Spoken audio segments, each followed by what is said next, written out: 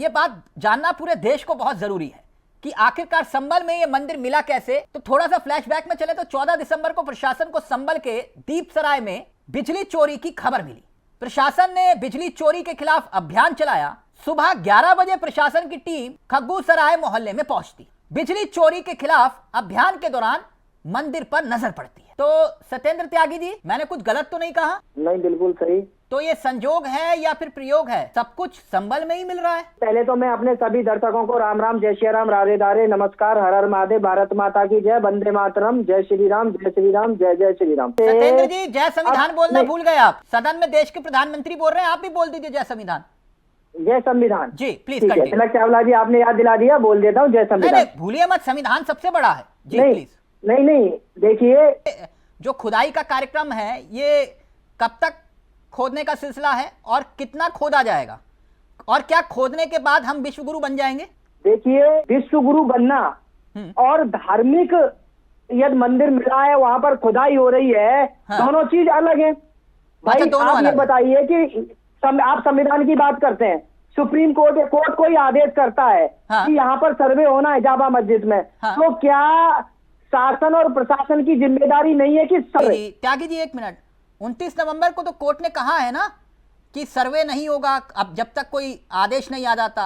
अब दूसरे तरीके से सर्वे हो रहा है क्योंकि कोर्ट ने कहा है कि सर्वे नहीं होगा। सर्वे हो रहा है जामा मस्जिद में, तो नहीं हो रहा ना सर्वे। नहीं, जामा मस्जिद में नहीं हो रहा, लेकिन सभी जगह सर्वे पर रोक लगा दी है कोर्ट ने, अगर मैं सही हूं तो। सुप्रीम कोर्ट ने बोला ना।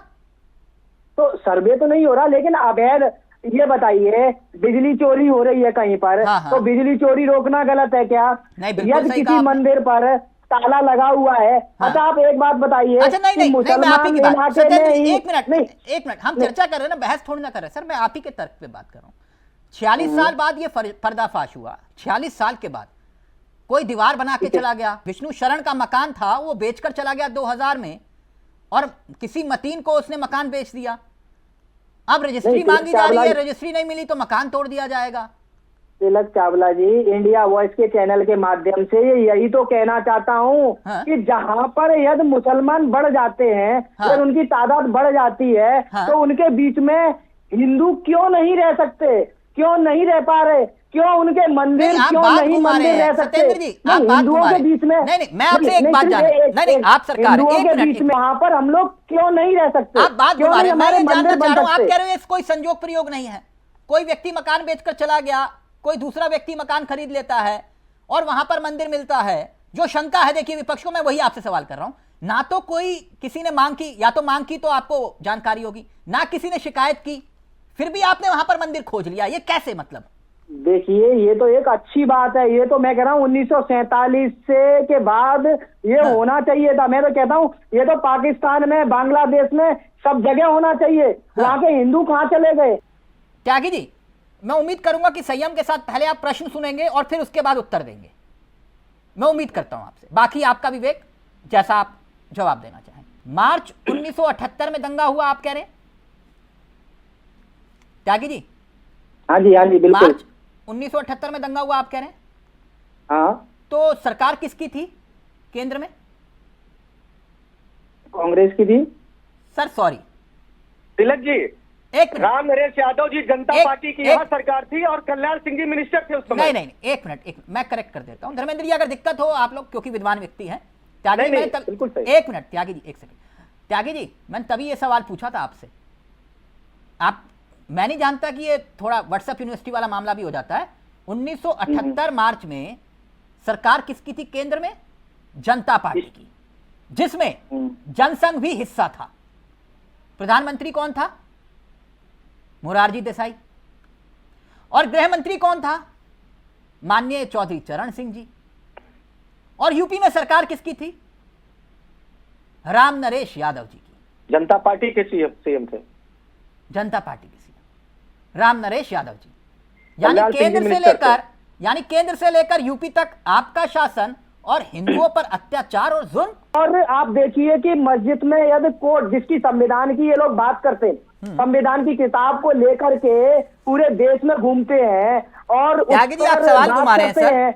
नहीं, एक मिनट जवाब देने दीजिए। अगर उत्तर नहीं देना चाह रहे सवाल का, एक दूसरा सवाल ले लीजिए, दूसरा सवाल ले लीजिए। तो क्योंकि आप सनातनी है, मैं इसलिए बस थोड़ी सी जानकारी चाह रहा था। सनातनी है ना आप सर?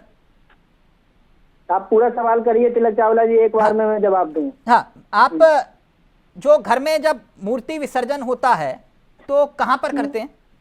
थोड़ी सी जानकारी चाह रहा था। नहीं, आप एक बार में सर पूरा सवाल। नहीं, मैं बस इतना ही, क्योंकि आपने कहा मैं सबसे बड़ा सनातनी हूं, तो मैं जानना चाह रहा था। एक बार में आप पूरा सवाल करिए। नहीं, पूरा आप जितने भी सवाल आप पूछ लीजिए। नहीं, इतना ही काफी। मैं बस इतनी जानकारी चाह रहा था कि जब आप मूर्ति विसर्जन करते हैं तो कहां करते हैं? नहीं, आप तिलक चावला जी, मैं भी ये पूछना चाहता हूँ, 22 कुएं बंद कर दिए गए, क्यों बंद कर दिए गए? नहीं, गांव में तो कई कुएं बंद हो गए। आप तो गांव के व्यक्ति हैं, मैंने तो सिर्फ आपसे एक प्रश्न पूछा कि आप मूर्ति विसर्जन कहां करते हैं? संभल के हिंदू कहां गए? मान्य त्यागी जी, आपको ये बताने में क्या दिक्कत है? मूर्ति विसर्जन कहां करते हैं? चावला जी, अभी हम पाकिस्तान में नहीं है, अभी हम बांग्लादेश में नहीं है, नहीं, पाकिस्तान नहीं जाना, अभी यही रहना है। पाकिस्तान मत जाइए। संभल के हिंदू सारे के सारे कहां चले गए?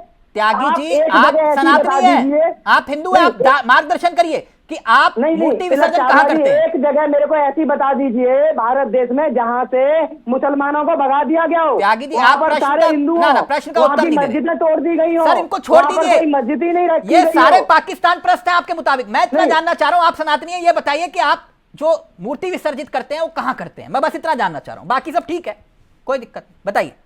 देखिए तिलक चावला जी, मेरा भी यही सवाल है कि संभल के हिंदू गए कहां? त्यागी जी, मैं आपसे कुछ और प्रश्न कर रहा हूं।